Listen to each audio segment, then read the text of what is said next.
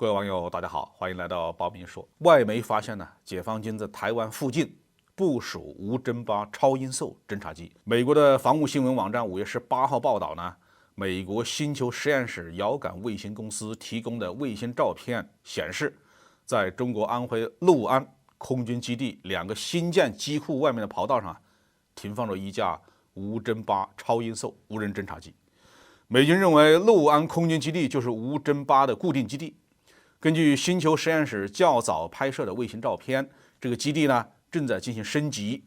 施工从2018年4月份开始。升级的措施包括重新铺设3200米长的跑道，拓宽滑行道，建造了20个可以容纳轰炸机的机棚和2个新的机库，以取代开放式的停机位。防务新闻使用谷歌地球上的测量工具评估，说新的滑行道宽大约是25米。而之前的呢是14米。位于附近山丘下方的地下设施的入口滑行道还尚未拓宽。另一张拍摄于2023年4月初的卫星照片显示，通往基地南侧地下设施的滑行道已经进行了拓宽。有的网友担心我这个节目的内容会不会泄密？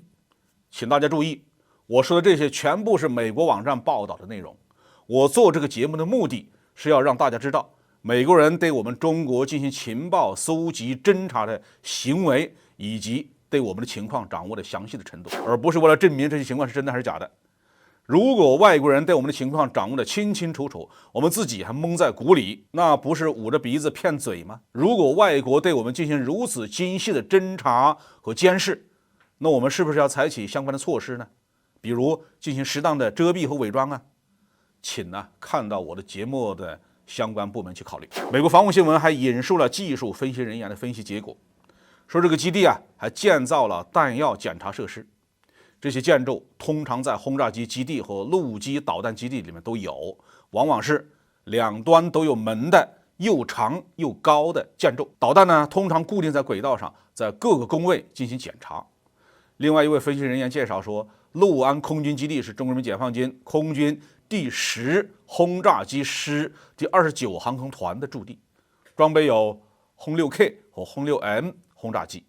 而轰 6M 是无侦八的主要发射平台，将这一型超音速无人机挂载在机身下侧的挂点上，从高空释放。实际上呢，六安空军基地早就被美军盯上了。在今年4月份发生的美国国防部泄密事件中，就有外国网友发现了一张美国国防部对我军无侦八的装备和应用情况的一个总结的简报图。根据这张简报呢，美国国防部判断无侦八主要有2条侦察飞行线路，都是以六安空军基地为出发和返回点。第一条飞行线路是针对韩国的，轰 6M 携带无侦八从六安空军基地起飞，向东北方向飞行，在黄海北部靠近韩国领空的空域释放无侦八，然后轰 6M 返回威海的大水泊军用机场，而无侦八则进入韩国领空，从北到南进行侦察飞行，然后也返回大水泊军用机场，与轰 6M 结合以后，再一起返回六安空军基地。另一条飞行线路是针对台湾的，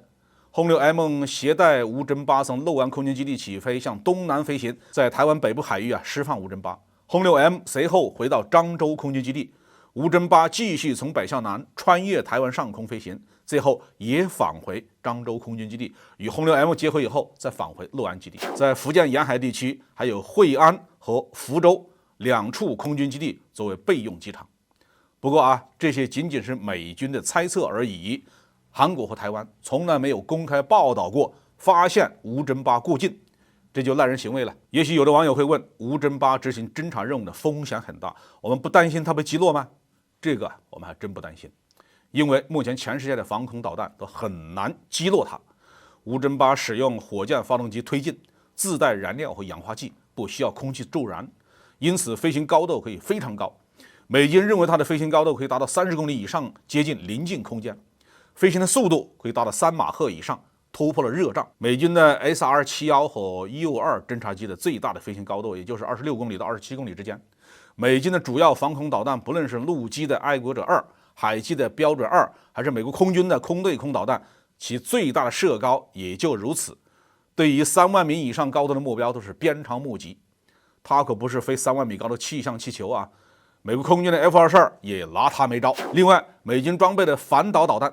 包括爱国者3、萨德和标准3这些，虽然最大射高超过了3万米，但是由于使用直接撞击杀伤的弹头，主要的目标是飞行轨迹固定的弹道导弹，因此对于飞行轨迹复杂的无侦8攻击效率也不高。我们可以说，在全球范围内，目前能够有效的对付无侦8的防空导弹系统还没有出现。这可能就是台湾当局从未报道过无侦8的原因吧，因为他们根本没有对付的手段，报道了也白搭。不过呢，无侦8也不是没有弱点，我们猜测由于体积有限，携带的燃料和氧化剂不太多，它的航程可能不够大，还无法对日本的第一岛链进行侦察。将来会不会有改进型呢？我们很期待。好，这期话题我们就说到这里。